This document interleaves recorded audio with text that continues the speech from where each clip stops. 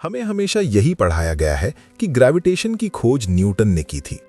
लेकिन क्या सच में गुरुत्वाकर्षण की खोज न्यूटन ने ही की थी या फिर किसी और ने बहुत पहले?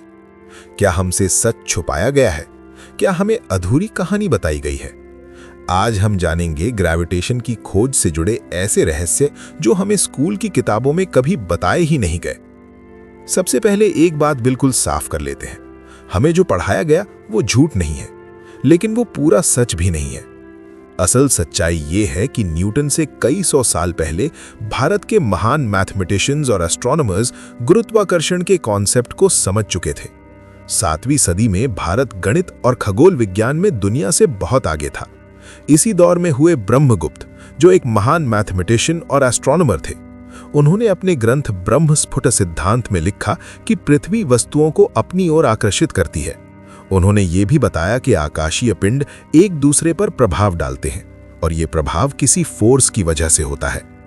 ये सोच मॉडर्न ग्रेविटी के कॉन्सेप्ट से काफी हद तक मिलती जुलती है। लगभग 500 साल बाद आए भास्कराचार्य, जिन्हें हम भास्कर सेकंड के नाम से भी जानते हैं।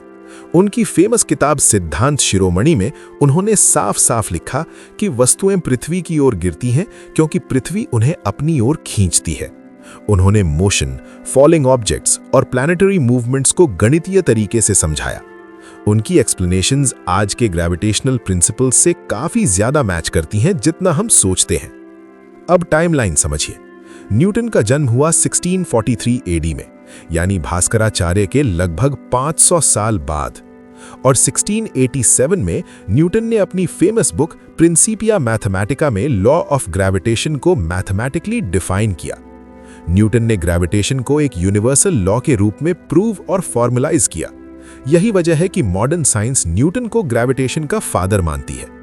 लेकिन सवाल यह है कि क्या न्यूटन ने ग्रेविटेशन डिस्कवर किया या उसे फॉर्मली एक्सप्लेन किया, क्योंकि कॉन्सेप्ट तो भारत के विद्वानों के पास सदियों पहले ही मौजूद था। हमारी टेक्स्ट बुक्स में इंडियन स्कॉलर्स का जिक्र लगभग नहीं मिलता। तो क्या यह हिस्ट्री का सिलेक्शन है या नॉलेज ट्रांसफर की एक अधूरी कहानी? इसका मतलब ये नहीं कि न्यूटन गलत थे। न्यूटन का योगदान बेहद महत्वपूर्ण है, लेकिन इसका ये भी मतलब नहीं कि प्राचीन भारतीय ज्ञान को इग्नोर कर दिया जाए।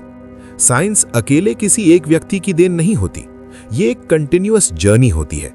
तो अगली बार जब आप सुने कि न्यूटन ने ग्रेविटेशन डिस्कवर किया, तो एक पल रुककर सोचिए, क्या ये डिस्कवरी थी या सेंचुरीज पुराने ज्ञान की साइंटिफिक एक्सप्लेनेशन? कहीं ऐसा तो नहीं कि हम हिस्ट्री को जानते तो हैं, लेकिन पूरी तरह नहीं। अगर आप ऐसे ही छुपे हुए सच, डीप आइडियाज और रोचक तथ्यों को समझना चाहते हैं, तो आप बिल्कुल सही जगह पर हैं। ये है the reason behind, where every story reveals the reason behind the world.